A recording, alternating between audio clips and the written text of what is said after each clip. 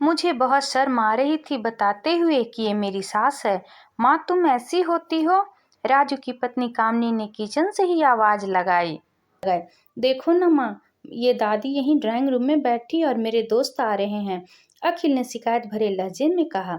माँ जी, ऊपर चली जाओ, क्यों हम लोगों को लजवाती हो? कामनी ने बेटे का पक्ष लेते हुए कहा। बेचारी सरस्वती चुपचाप उठकर जीने के सहारे ऊपर जाने लगी। कमर झुकी होने के कारण उन्हें ऊपर चढ़ने में बहुत परेशानी हो रही थी, किंतु वे पूरी ताकत से ऊपर के एक अकेले कोने वाले कमरे में जाकर बैठ गई। राजू अपने बाजू के कमरे से सब सुन रहा था। उसे कष्ट हो रहा था कि उसकी माँ को अपमानित होना पड़ रहा है, किंतु वो असहाय था। अगर वो कुछ कहता है तो पत्नी और बच्चे उनका विरोध करने लगते हैं। दूसरे उनके तर्क भी सही लगते थे, क्योंकि वे एक प्रशासनिक अधिकारी था। उसका सामाजिक स्तर बहुत ऊंचा था। उसके ससुराल भी एक उच्च घराने में थी, अतः वह चुपचाप इस तरह हर दिन अपनी माँ को अपमानित होते देखता रहता था। रात को राजू की पत्नी ने कहा, देखो जी, अब कुछ करो। कल कलेक्टर साहब की पत्नी आई थी। माँ जी अपनी देसी भूषभूषा में उनसे मिली। मुझे बहुत शर्म आ रही थी बताते हुए कि ये मेरी सास है। मैंने कह दिया है कि दूर के रिश्तेदार हैं, इलाज कराने आए हैं। राजू को रोना आ गया, किंतु फिर भी वह चुप रहा। उसे समझ में नहीं आ रहा था कि वो क्या करे। अपने बेटे की मनस्थिति को सरस्वती अच्छी तरह से जानती थी और बेटे को कोई कष्ट न हो इसलिए वह हर बात को चुपचाप सह लेती थी। राजू बहुत उदास रहने लगा। एक तरफ परिवार और सामाजिक स्तर पर जीने की प्रतिबद्धता थी, तो दूसरी ओर माँ। आखिर माँ से अपने बेटे की यह हालात देखी नहीं गई। एक दिन उसने अपने बेटे से कहा, राजू, बहुत दिन हो गए हैं, मैं अपने गांव जाना चाहती हूँ। मुझे वहां पहुंचा दो, मेरा यहाँ मन नहीं लग रहा। किंतु माँ, वहां तो कोई नहीं है, तुम्हारी देखभाल कौन करेगा? राजू ने आश्चर्य से पूछा। अरे, सब गांव वाले तो हैं, और वो तुम्हारे मामा जी तो इसी गांव में रहते हैं, और फिर हम सारी व्यवस्था कर आएंगे ना। कामनी को तो जैसे मन की मुराद मिल गई हो। बेटा, बहू सही कह रही है, सरस्वती ने लंबी सांस लेते हुए कहा। राजू जानता था कि गांव में माँ की देखभाल करने वाला कोई नहीं है, लेकिन अपनी पत्नी के जिद के कारण वह अपनी माँ को गांव छोड़ने पर विवश हो गया। माँ को गांव छोड़ते आते वक्त उसे रोना आ रहा था तथा अपनी बेबसी और गुस्सा भी आ रहा था, किंतु परिवार, पत्नी और समाज ने उसके इन मनोभावों को दबा दिया और वो सुकून सा महसूस करने लगा। कुछ दिनों के बाद उसके चाचा, जो अमेरिका में रहते थे, आने वाले थे।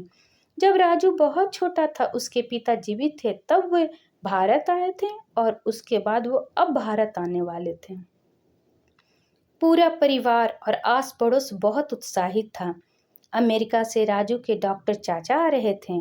डॉक्टर रमेश ने जैसे ही घर में कदम रखा, सब ने मिलकर बहुत उत्साह से उनका स्वागत किया। क्यों राजू, भाभी नहीं दिख रही हैं, कहाँ हैं? डॉक्टर रमेश ने उत्साहपूर्वक पूछा।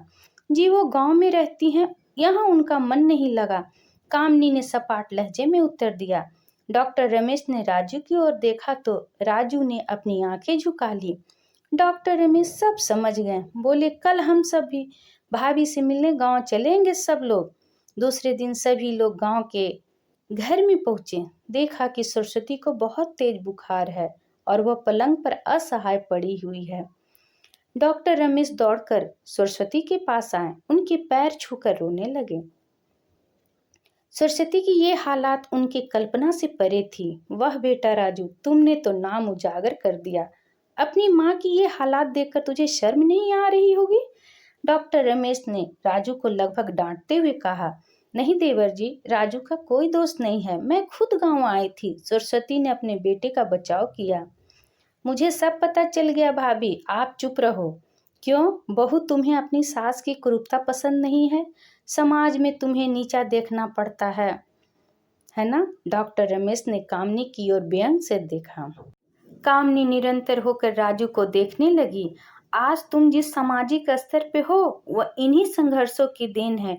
और बेटा राजू, तुम्हें शायद मालूम ना हो कि बचपन में जब तुम 10 साल के थे, तब छत से नीचे गिरने के कारण तुम्हारी एक आंख फूट गई थी और तुम्हारी रीढ़ की हड्डी में भी समस्या थी। तब तुम्हारी इस कुरूप माँ ने अपनी एक आँख और अपना बोन नैरो देकर तुम्हें इतना सुंदर स्वरूप दिया था। कामनी बेटा, इतनी सालों तक संघर्ष करके बेटे के प्रशासनिक अधिकारी बनाने वाली इस संघर्षशील औरत की तुम लोगों ने यह दशा कर तुम्हें ईश्वर कभी माफ नहीं करेगा। डॉक्टर रमेश की आंखों से अश्रु जल धारा बह रही थी। अब भाभी, आप मेरे साथ अमेरिका जाएंगी, यहाँ इन स्वार्थी लोगों के बीच नहीं रहेंगी। डॉक्टर रमेश ने सरस्वती से कहा। राजू को तो काटो खून नहीं था। डॉक्टर रमेश जो उसके चाचा थे, उन्होंने जो राज बताया, उसके बाद तो राजू को यही लग रहा था कि उससे ज्यादा पापी इंसान इस दुनिया में कोई और है ही नहीं। वह दौड़ता गया और माँ सरस्वती के कदमों से लिपट गया। माँ, मेरा अपराध अक्षम्य है। मैं जानबूझकर चुप्पी साधे रहा, आपका अपमान करवाता रहा। अब सिर्फ आप ही इस घर में मेरे साथ रहेंगी और कोई नहीं। राजू ने अग्नि दृष्टि से अपनी पत्नी और बच्चों को देखा। कामनी को भी बहुत पश्चाताप हो रहा था, किंतु उसकी हिम्मत नहीं हो रही थी कि वो सरस्वती से आंख मिलाए। सरस्वती ने कामनी की मना स्थिति को समझकर उसको पुचकारते हुए अपने पास बुलाया और राजू को डांटते हुए कहा, खबरदार, जो मेरी बहू को मुझसे अलग करने की कोशिश की तो तुझे ही घर से बाहर निकाल दूंगी। कामनी और बच्चों ने सरस्वती के पैर पड़ते हुए अपने व्यवहार पर माफी मांगी और माँ के हृदय ने सबको माफ कर दिया।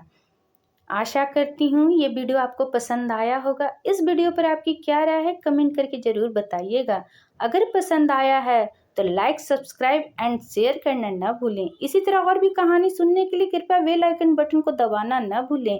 वीडियो देखने के लिए आपका बहुत बहुत धन्यवाद।